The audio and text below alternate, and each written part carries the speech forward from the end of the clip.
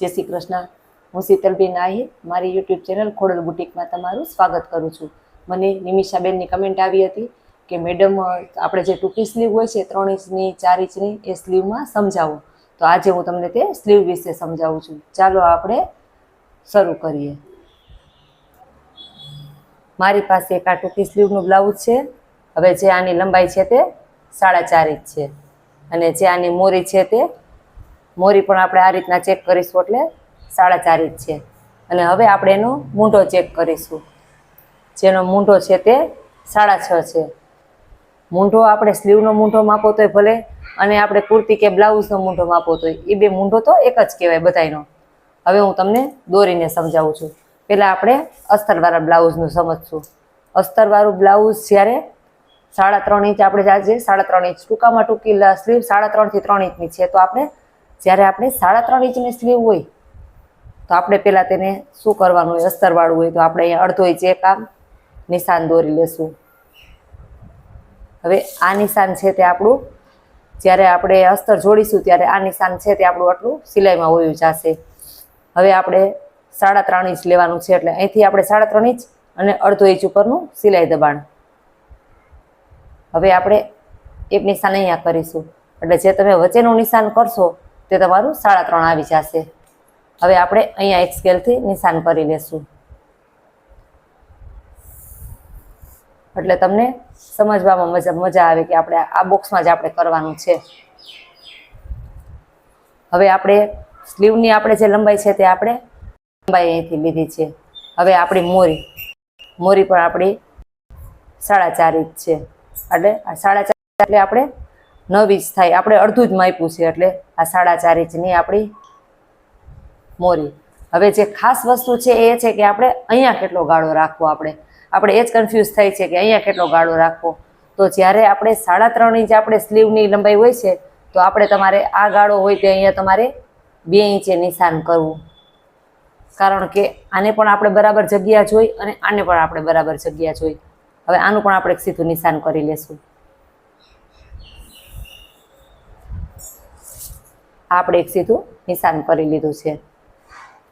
હવે આપણે આપણો મૂંઢો માપવાનો છે તો આપણો પહેલાં આપણે કંઈ 2 ઇંચે નિશાન કરીશું અને મૂંઢો આપણો 6.5 છે। આપણે તમે આ રીતે પણ 6.5 એટલે આપણે 13 થાય, તમે આ રીતે પણ માપી શકો છો। એક આપણે આ રીતે પણ માપી શકો છો અને તમે એક આ રીતે પણ માપી શકો છો।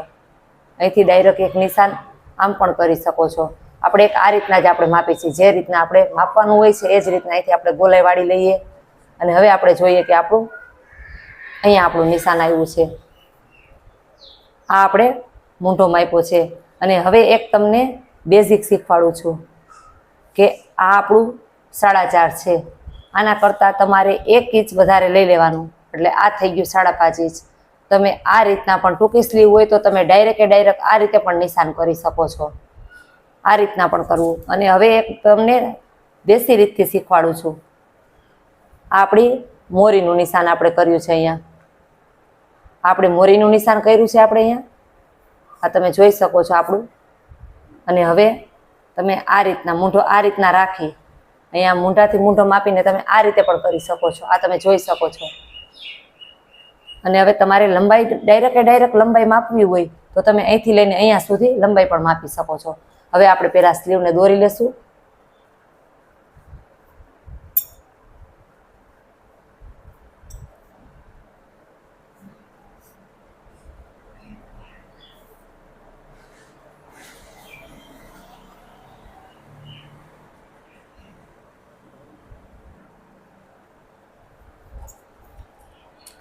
હવે આપણે એક અહીંથી નિશાન કરી લેશું આ રીતે।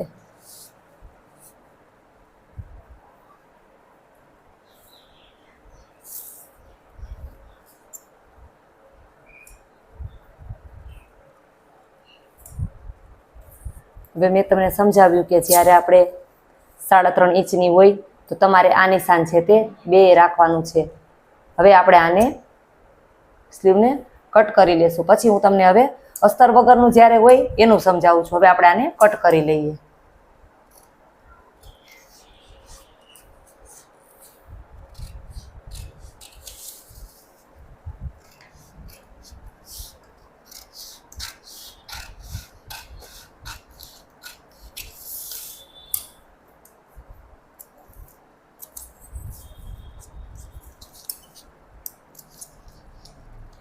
આ રીતના આપણે ખોલવાની છે. ખોલીને પછી જ આપણે આ ખાટ ભાગ ઉતારવાનો છે.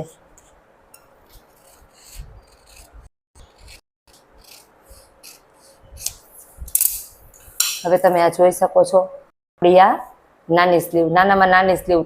હવે હું તમને આનાથી પણ એક નાની સ્લીવ વિશે, આપણે અસ્તર વગરનું જે આપણે સાદું આવે છે બ્લાઉઝ કે સાદો ડ્રેસ જે આવે તેની આપણે સ્લીવ કરવાની છે. તો આપણે અહીંયા પહેલા સવાઈ જેથી એક વર્ક નિશાન કરીશું. હવે આપણે સ્કેલથી તેને સીધું કરી લેશું આ રીતે. હવે જે આપણી લંબાઈ છે તે 3 ઇંચ જ છે, તો અહીંથી આપણે 3.5 ઇંચ. અને હવે આપણે એક નિશાન કરી લીધું છે. આ નિશાન આપણું પટ્ટી વળશે આપણે અહીંથી, એ માટે 1.25 ઇંચ જેટલું રાખવાનું છે, તમે જોઈ શકો છો. તો હવે આપણે એ પ્રશ્ન થાય કે જ્યારે 3 ઇંચની સ્લીવ હોય તો આપણે તેનો અહીંનો ગેપ કેટલો રાખવો. અહીંથી આપણે માત્ર ને માત્ર 1.5 જ લેવાનું છે. 3 ઇંચ હોય ત્યારે 1.5. હવે આપણે એક નિશાન કરી દઈશું અહીંયા.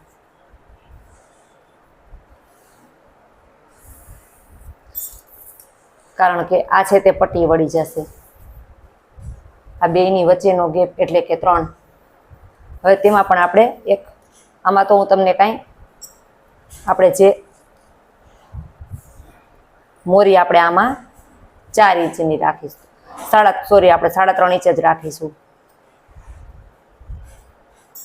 હવે મેં તમને કીધું હતું એ પ્રમાણે કે આને એના કરતાં 1 ઇંચ વધારે લઈ લેવાનું. એટલે આપણે આર્મહોલ છે તે મૂંઢો જે આપણે કહી તે 4.5 ઇંચ. તમે જોઈ શકો છો આ મેં 4.5 ઇંચે નિશાન કર્યું છે.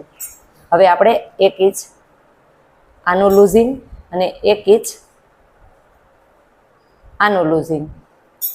હવે પહેલાં આપણે આને નિશાન કરી લઈએ.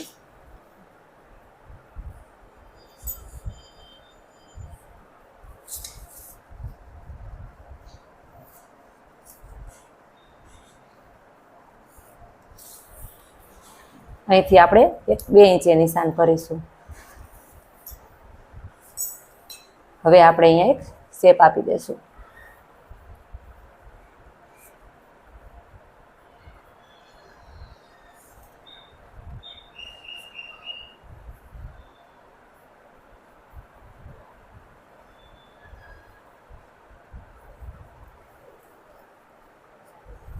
હવે આપણે આને કાતરથી કટ કરી લેશું.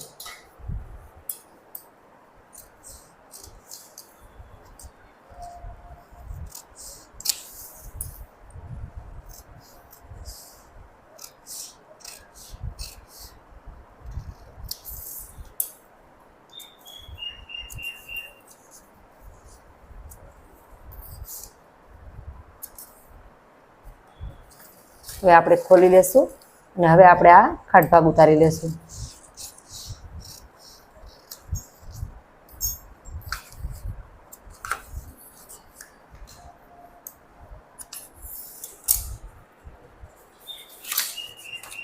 હવે મેં તમને આ 2 ટૂંકી સ્લીવ વિશે સમજાવ્યું છે. હવે તમને હું લખીને સમજાવું છું કે કેટલી સ્લીવમાં આપણે કેટલા ઇંચે રાખવું. આર્મહોલનું નિશાન કરે છે. જ્યારે આપણે સ્લીવની લંબાઈ 3 હોય ત્યારે આપણે આ આર્મહોલનું નિશાન હોય તે આપણે 1.5 ઇંચે કરવું.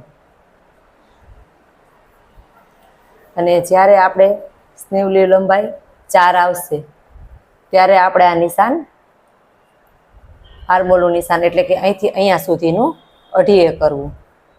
જ્યારે આપણી સ્લીવની લંબાઈ 5 હોય ત્યારે આ નિશાન આપણે 2.75 કરવું.